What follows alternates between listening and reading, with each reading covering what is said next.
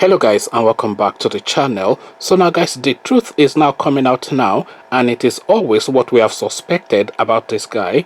Guys, I bring you this. I didn't join politics to solve Nigeria's problems, and this is Rotimi Amaechi speaking. So that's the headline. Of course, we've always known that this guy came into politics for self-interest and self-interest alone, and here he is now in his own words now making that admission. I didn't join politics to solve Nigeria's problems, a headline attributed to Rotimi Amaechi. So now let's now see what he has to say.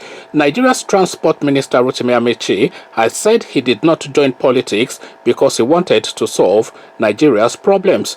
Mr. Amaechi, who has held political office since the return of civil rule in 1999, said unemployment, one of the age-long challenges of Nigeria, pushed him into politics rather than the zeal to serve. I didn't join politics because I wanted to be a leader or because I wanted to solve Nigeria's problems. I joined because of unemployment. I also believe there is a part that grace played in it. Mr. Amaechi, a graduate of English Studies and Literature from the University of Port Harcourt, had his first major political break in 1999 when he was elected a member and then Speaker of the Rivers State House of Assembly under the platform of the People's Democratic Party (PDP). He was re-elected into the position in 2003. In 2007, he contested and won the party's governorship ticket, even though Celestine Umahia was declared the party's flag bearer. The PDP won the election and Mr. Umahia was sworn in as governor. Mr. Amaechi challenged Mr. Umahia's candidacy before a court and was eventually declared the rightful candidate of the PDP and winner of the April 2007 governorship election in Rivers State. So let me just pause there for a moment because we really need to reflect on that. So Amaechi went on to challenge this guy's candidacy as the flag bearer of the PDP. So he won that challenge then in court and he was then declared the rightful flag bearer of that party. So that's fair enough. But then they then went on to declare him the governor then of that state. So that is not fair enough because the election was contested and won by this Mr. Umahia, and the people who voted not for the PDP but for the person that was presenting himself as a candidate to be their governor. So they voted for Umahia, not the PDP or the PDP flag bearer. They voted for the person, not the party.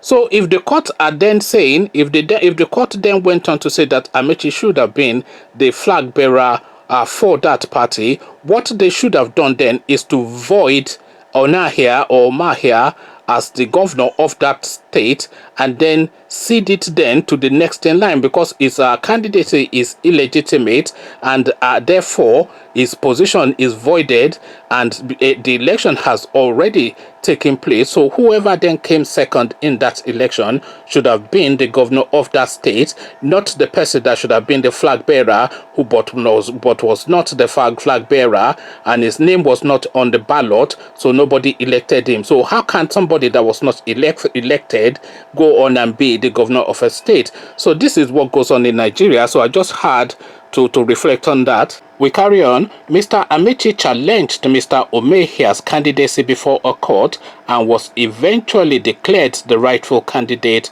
of the PDP and winner of the April 2007 governorship election in Rivers State. He served twice as the state governor under the party before his defection to the All Progressive Congress (APC) in 2013. He currently serves as Nigeria's Minister of Transportation, a position he has been occupying since 2015. Whilst recounting his political journey in an interview, Mr. Amaechi lamented the poor representation of the people by political office holders. He said the poor have never been properly represented by the government, whether it is the current administration, which is a part of, or the other ones before it. The poor are still here and I doubt if they will ever go away. What happens is that the elite, whether the capitalist or the socialist, must manage them in such a way that they can be provided for, he added.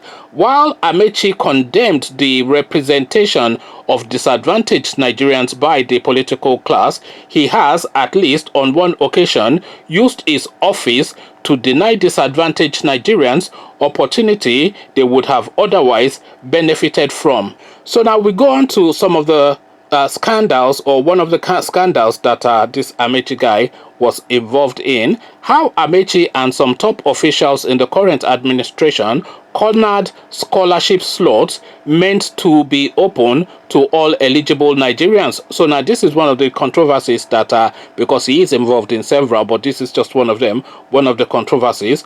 The controversial railway scholarships were offered by China Civil Engineering Construction Corporation (CCECC) to sponsor over 40 Nigerian undergraduate students in Chinese universities to study railway engineering. However, only candidates nominated by the Transport Minister and other government officials were granted interview and made the selection list.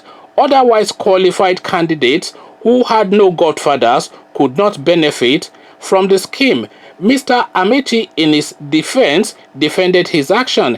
He said Nigerians should not question the selection process but be happy that CCECC offered to train some people to take over from them. Also in the interview, the transport minister highlighted some of his betrayals by, and this is in quotations, young men who God used one to help rise up in politics, and the challenges of young people succeeding in Nigerian political terrain. He said to make headway in the gerontocratic Nigerian politics goes beyond prayers, fasting, and hard work. They also need to be bullish. Don't accept that it is not your right. Rather, assert and protect your rights. Also, it is important to be at the right place at the right time, he said. One has to be a hard man to survive the betrayals in Nigerian politics. Imagine someone you used to sleep in the same bed with and have given both financial and political assistance, selling you out because of his ambition, he said in seeming reference to his successor as governor of Rivers State, Yemsom Wike. So there you have Rotimi Amaechi virtually, with his own words, admitting that he came into politics to loot. And you have to really applaud the honesty of the guy, because of course we all know this, but they've always denied it. But this guy now, he has so now satisfied himself with all that he has taken. Imagine this guy has been in position since 1999. Rivers State, one of the, if not the richest state in Nigeria, maybe after Lagos and Abuja. I cannot think of a state that is richer than Rivers State, maybe Delta State, but they're certainly part of that 13% derivation set of states. These states that, because they control, they have a lot of the oil wealth within their region, they get this 30% derivation windfall from the government that is on top of their stipends and all the earnings. So this is a very wealthy state, and this is a guy that sat on top of that state through Wuru Wuru and Magomago. By the way, we've all read it, how the guy did not contest an election but they declared him governor. So this is a guy that sat on that state for 8 solid years and then went on from there to become the Minister of Transport, another what they term a juicy portfolio within the Nigerian state. So this is a guy that's been looting all the way through. So he has now looted to the point now that he is now at that point thinking, what can happen? What's the worst that can happen? Nothing can happen to me. I control the guy in Aso Rock, because you have to recall that the people that funded Malam Buhari's presidency are no less figures than Tinubu and this Amaechi guy. This Amaechi guy virtually emptied all of the coffers of Rivers State into the Buhari campaign, because he took a real gamble then, because if Buhari had not won, this guy, God knows where he would be now. He would either be in Kirikiri or in a worse place than that. I'll just leave it as that. So he took a real gamble to empty everything into the Buhari coffers. And this is the guy also